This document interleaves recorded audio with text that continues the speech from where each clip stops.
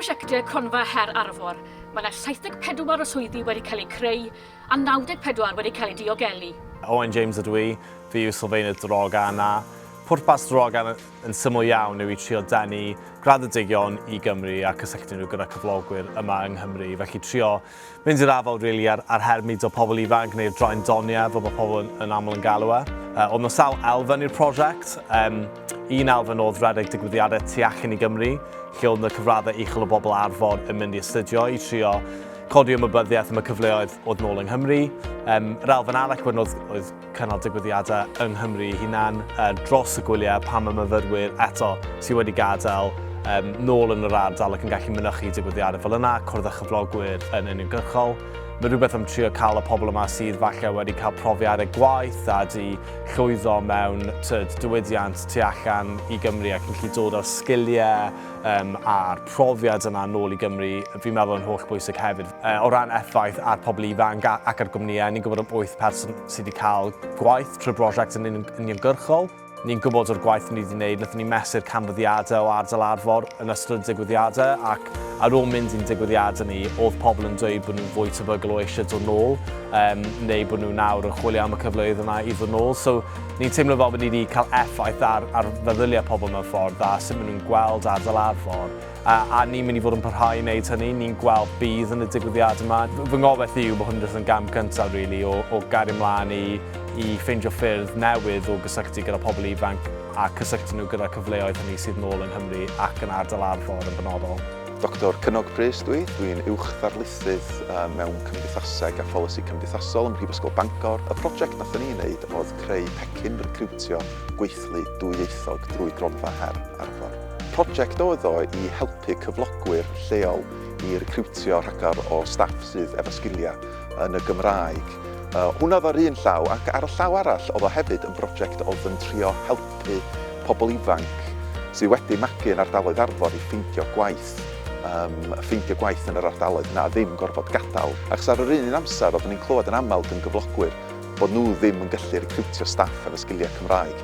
Oedd hwn yn broblem dyn ni'n gweld mewn gwaith ymchwil eraill dyn ni wedi bod yn gwneud. Oedden nhw'n dweud bod nhw'n hysbysebu am swyddi Cymraeg a doedd na neb yn ymgeisio am y swyddi yma. Felly oedd yn rhywbeth reit odd bod pobl yn meddwl bod nhw'n gofod gadael ar un llaw I chwilio am waith, ond bod cyflogwyr lleol yn desperate eisiau pobl fatha nhw efo sgiliau yn y Gymraeg I gyflawni swyddi. Felly trio dod ar 2 grŵp ynghyd oedd yr her oedden ni'n trio I atab. Ie, dyn ni'n ffodus iawn ac yn ddiolchgar iawn bod ni wedi cael yr arian gyn ARFOR I wneud y prosiect yma. Dwi'm yn meddwl bysa fo wedi bod yn bosib heb cyllid gan ARFOR. Nath olygu lot o waith ymchwil I seilio'r prosiect ar ddata da, defnyddiol yn mynd rownd yn siarad efo cyflogwyr a pobl ifanc hefyd. Felly, ie, dyn ni'n ffodus ac yn ddiolchgar iawn am y gwaith a gobeithio bydd o'n defnyddiol I bobl wrth I ni symud ymlaen. Helo, Emily Roberts dwi a dwi wedi bod yn arwain ar y prosiect Academi Iaith a Gwaith. So, yr her oedden ni'n gwybod bod pobl ifanc yn chwilio am gwaith a da ni'n gwybod bod lot o bobl yn rhanbarth yn trio recriwtio yn y Cymraeg ac yn dweud, o, mae yna blocker, da ni'n gallu ffeindio pobl Gymraeg, so na ni fynd am rwy'n sef o'r sgiliau. So, be fydda ni'n neud I paru pobl sydd yn gallu siarad Cymraeg eraill ddim yn meddwl bod nhw ddim a dangos I cyflogwyr mae'r Gymraeg yn sgil. So, os mae rwy'n yn dweud, o, dwi'n siarad chydig o Gymraeg, mae gen nhw'r sgil, so maen nhw angen datblygu hwnna yn hytrach na'n meddwl, o, dyn nhw'n siarad Cymraeg yn rhugl, da ni'n gallu i'w sgilio nhw mewn amser byr. So, oedd o am paru y 2 her yna, dod yn at ei gilydd a rhoi datrysiad iddo fo. Mae yna sawl strand o fewn y prosiect sydd ddim wedi gallu digwydd heb yr arian yma. So, yn gyntaf, mae wedi galluogi ni roi pobl mewn diwydiant yn siarad Cymraeg. Mae yna 10 person ifanc ar draws ARFOR wedi cael swyddi. A swyddi mewn diwydiant, swyddi efo sgiliau gwych maen nhw wedi dysgu yn y prifysgol. So mae hynna'n wych I weld. A mae 6 o'n nhw rwan wedi cael eu cyflogi gen yr rheini iddyn nhw efo. A mae 1 wedi mynd yn ôl I addysg ar ôl dysgu sgil newydd, sy'n wych. Gafon ni hefyd agor 4 gofod iaith Gymraeg ar draws ARFOR. Mae hwn yn un ohonyn nhw. Lle mae pobl yn gwybod pan maen nhw'n dod trwy'r drws, gawn nhw drws cychwyn sgwrs yn Gymraeg dim ond pa lefel. A gathon ni datblygu hefyd 1 gofod ar-lein, so da ni wedi creu Discord iaith Gymraeg efo enwogion Cymraeg yn dod ar hwnna I siarad Cymraeg a dangos sut maen nhw wedi dysgu a faint o bwysig di'r iaith I nhw yn eu swyddi nhw.